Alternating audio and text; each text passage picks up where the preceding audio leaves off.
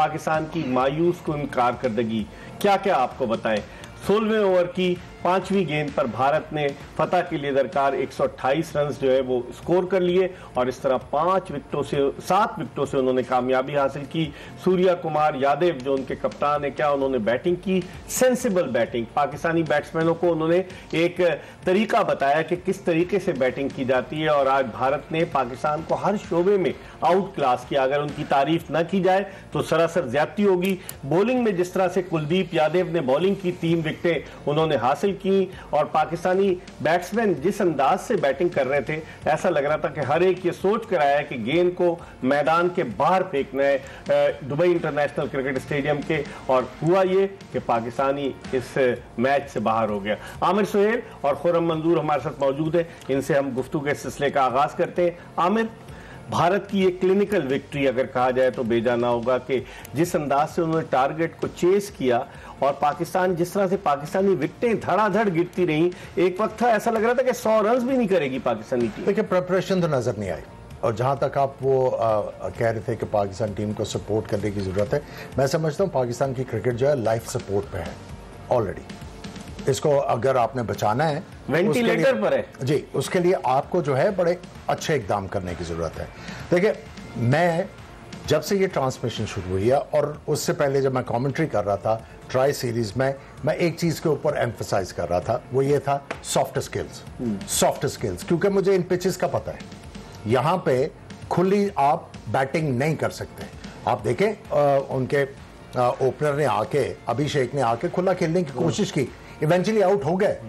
फिर आपने दूसरे बैट्समैनों को जब देखा, उन्होंने आके मय्यड अप्रोच के साथ खेला और उनके कप्तान, जिनका मैंने कहा था कि उनको पहले से कह दिया गया है विराट कोहली के शूज आपने फिल करने, और आज देखें वो अपनी जो उनकी नेचुरल गेम है उससे हट के खेले, पता भी नहीं चला कि वो 47 रन करके। सही, ठीक है। सो रिस्पॉन्सिबिलिटी की बात है। अब बात यह है, चूंकि टूर्नामेंट अभी खत्म नहीं हुआ, तो हमें बात ये करनी है हम इंप्रूव कहां पे कर सकते हैं। देखिए, आज हमने 63 डॉट बॉल खेले, 10 ओवर और 3 गेंदें, ठीक है, 63 आधे ओवर से ज्यादा हम लोग डॉट बॉल खेलते हैं। तो हमने स्ट्राइक रोटेट क्यों नहीं किया? मैं इसीलिए तो बार बार कह रहा था सॉफ्ट स्किल्स। देखें, आपने गेंद को फाड़ना नहीं है, you don't have to hit the ball very hard, you have to hit the ball cleanly. और ये चीज हमने सीखनी है। हमें जो है लेंथ पिक करना आना चाहिए। अब आपको मैं एग्जांपल देता हूं तैयारी की। सबको पता है कि शाहीन शाह अफरीदी आके पहला दूसरा गेंद आगे गिराते हैं। उनके ओपनर्स ने क्या किया? तैयार था उसने, वो निकल के उसने पहले गेंद पे चौका मारा। दूसरा जो उसने छक्का मारा है वो एक्स्ट्रा कवर के ऊपर से मारा, अंदर आते गेंद को। सो तैयारी करके आए। वेरेज हमारे प्लेयरों में तैयारी नहीं थी, मे बी प्रेशर बहुत ज्यादा फील कर रहे थे। जब आप 63 बॉल डॉट खेल जाएंगे तो फिर यही हाल होगा। ठीक, यही हाल होगा। और मैं ये कहना चाह रहा हूं कि इन 63 गेंदों में से आप 33 गेंदों के ऊपर सिंगल दुक्का किया होता, आप 160 पे थे ना। सो हमें सबसे पहले बात यह है कि पाकिस्तान क्रिकेट में ये कल्चर डेवलप होने की जरूरत है। टेक्निक के ऊपर बात करें, टेक्निक के ऊपर। ये चौका छक्कों को छोड़े। सबसे पहले बेस होगी किसी प्लेयर की तगड़ी, तब जाके आगे जाएगा। उनका कप्तान जितनी सेंसिबल बैटिंग की सूर्या कुमार यादव ने, हमारे कप्तान को किसकी नजर लग गई? ये पहला मैच ट्राई नेशन सीरीज का अफगानिस्तान के खिलाफ 53 not out, man of the match. फिर उसके बाद क्या हो गया? उसके बाद रन ही नहीं हो रहे कप्तान से। और यहाँ पर क्या हुआ, जिस तरीके से हमारा कप्तान ओमान के खिलाफ आउट हुआ, जिस तरीके से आज आउट हुआ, कप्तान तो वो शिप का जो है कैप्टन होता है ना, उसको तो फ्रंट से लीड करना होता है। यहाँ क्या सूरत है? फ्रंट से लीड करने के लिए ऊपर आना पड़ता है। सूर्या कुमार यादव जो है ना, उसका नंबर उसको पता है, मैंने इस नंबर पे खेलना है। उस पे क्या एंकर बनना है, हिटर बनना है या सॉफ्ट स्किल दिखानी है, वो उसको पता है, उसको प्लान दिया गया है। हमारे वाले को नहीं पता था। आप मुझे नंबर नहीं पता होता हमारा, आप मुझे बताया ना कि 4 या 5 ट्राई नेशन सीरीज से उठा लें और ये 2 मैच मिला लें, किसमें कंसिस्टेंट ये 4 मैचों में 1 नंबर पे आया हो। ये क्या कोई एक प्लेयर बता दें आप, सिवाय साइम अयूब के। और जब आप बहुत ज्यादा शफलिंग करते हैं, छेड़ते हैं, अच्छा ये ट्राई कर लेते हैं, हम उसको अकोमोडेट कर देते हैं, तो फिर रिजल्ट ऐसे ही होते हैं। क्योंकि आप जो यहाँ से लेके गए ना, आपकी प्रिपरेशन यही पता चल गई। 7 नंबर, 6 नंबर, 5 नंबर सवालिया निशान लेके गए थे आप यहाँ से।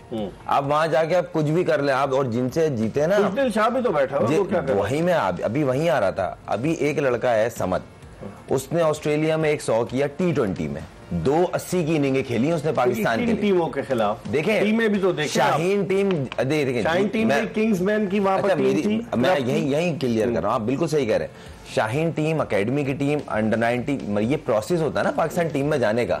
अब वो शाहीन जो है ना, वो समझ लें एक स्टेप है पाकिस्तान से पहले। उसको मौका तो मिला न्यूजीलैंड के टूर पे। अभी जो उसकी फॉर्म है ना, आती उसने 2 बैक टू बैक 100 किए हैं उसने अली मोहम्मद ट्रॉफी में।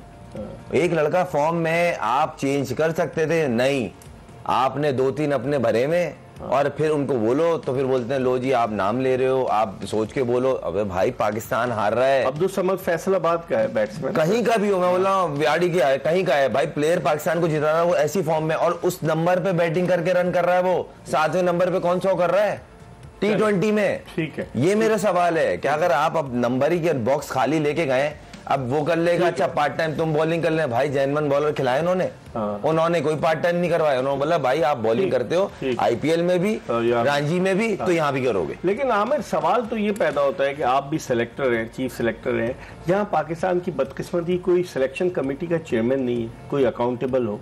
आप देखें जब से मौजूदा चेयरमैन ने ओहदा संभाला है, कोई चेयरमैन नहीं सिलेक्शन कमेटी। और फिर सिलेक्शन कमेटी में अलीम डार दुनिया का टॉप का अंपायर, आपने उसको सिलेक्टर बना दिया। फिर उसके अलावा अजहर अली और उनके अलावा असद शफीक बिल्कुल गैर मुतहरिक नजर आते हैं। तो आप समझते हैं कि इसमें उनकी भी जिम्मेदारी है जो सिलेक्ट करके भेजते हैं? देखिए जिम्मेदारी तो सबकी होती है, कलेक्टिव जिम्मेदारी होती है, लेकिन मैं फिर वहीं पे आऊँगा।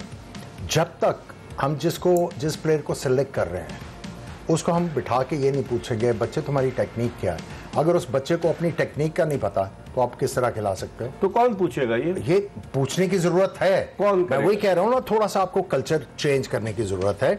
और देखें, मैं जो पहले भी बात की है, अनफॉर्चुनेटली मैन मैनेजमेंट और टैलेंट मैनेजमेंट में बहुत फर्क होता है।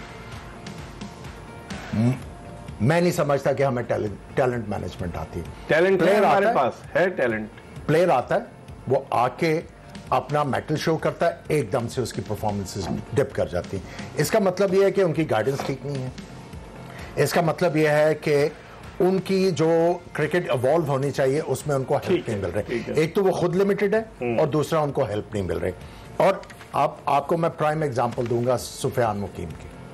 हमने सुबह भी बात की कि अगर थोड़ा सा ढीला गेंद करेंगे तो इनको कामयाबी मिलेगी, अगर इन्होंने तेज गेंद किए तो ये स्लो पिच है, इसमें बैट्समैन का फायदा होगा। तो कोच क्या कर रहे हैं? हजारों डॉलर्स ले रहे हैं, वो न्यूजीलैंड का कोच रह चुका है। मैं वही कह रहा हूं आप जब ये बात कर रहे हैं तो कोच ने नहीं किया। कोचेस का काम यह है कि प्लेयर को इवॉल्व करवाना, उसकी इंप्रूवमेंट उसकी गेम में लेके आना, और फिर वो जो उनका स्किल सेट है उसको प्रॉपरली यूज करवाना। नहीं हो रहा। अनफॉर्चुनेटली देखें, नहीं हो रहा ना। अनफॉर्चुनेटली देखें, आपकी जो बैटिंग लाइनअप है कब से स्ट्रगल कर रही है। It's been a while now. तो किसकी जिम्मेदारी है ये मैं वही कह रहा हूं ना, कलेक्टिव जिम्मेदारी है। प्लेयर ने भी मेहनत करनी है, वहां पर है कोचेस की, वो उनकी जिम्मेदारी भी तो बनती है ना कि जो फ्लॉज हैं अब तो ये सेलेक्ट करके भेज दिए। हमने यहाँ पे बैठे साइम अयूब की बात की, नजर आ रहा है कि वो शफल करने के बाद रीच कर रहे हैं गेंद को, ठीक है, आउट हुए जा रहे हैं। क्या उनको आइडेंटिफाई किया कि कौन करेगा? और दूसरा यह है कि आपने एज ए प्लेयर जाके थोड़ा सा टाइम देना अपने आप को, पहले देखना है 1-2 गेंद की यार पिच कर क्या रही है।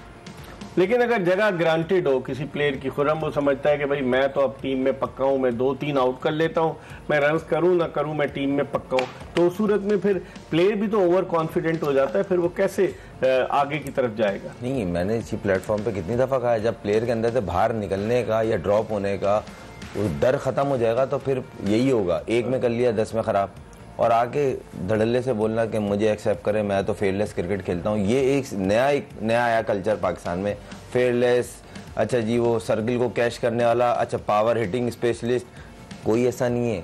ये सिर्फ यही बातें हैं। जो इंडियंस कैसे क्रिकेट खेल लेते हैं। दुनिया की हर टीम ये सिलेक्ट नहीं करती, हम पावर हिटर सिलेक्ट कर रहे हैं।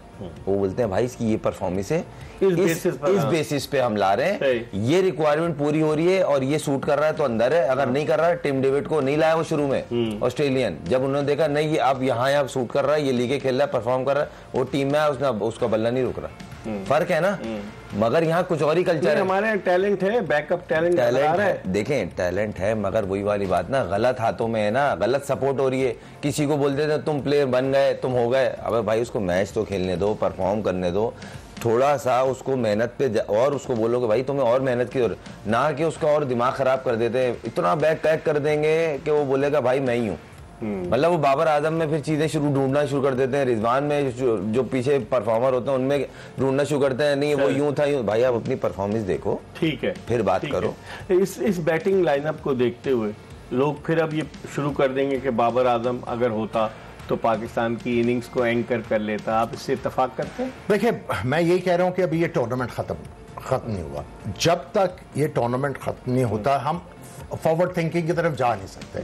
हमें जो करने की जरूरत है कि यही टीम जो है वो किस तरह इंप्रूव करके अगले मैचों में तगड़ी परफॉर्मेंस दे। इतनी डिमोरलाइज है आगे जाकर, आप इससे तवक्को करते हैं एक टीम जो 127 यही तो काम है ना कप्तान का और बाकियों का, टीम को उठाना, ठीक है, कि भाई उनको यकीन दिलाना और उनको बताना कि भाई आप ये गलतियां कर रहे हो, आइंदा से नहीं करनी, और हमने इंप्रूव करके अपनी क्रिकेट को इंप्रूव करना है। चलें बकिया मैचेस भी देखते हैं। पाकिस्तान का एक मैच यूएई से है और फिर उसके बाद सुपर 4 के लिए कभी इम्कान है कि पाकिस्तान यूएई को हराकर क्वालिफाई कर जाएगा। अगर पाकिस्तान सुपर 4 के लिए क्वालिफाई करता है तो फिर दोबारा भारतीय टीम अगले इतवार को मद्दे मुकाबिल होगी। इस पर हम मजीद बात करेंगे एक ब्रेक के बाद।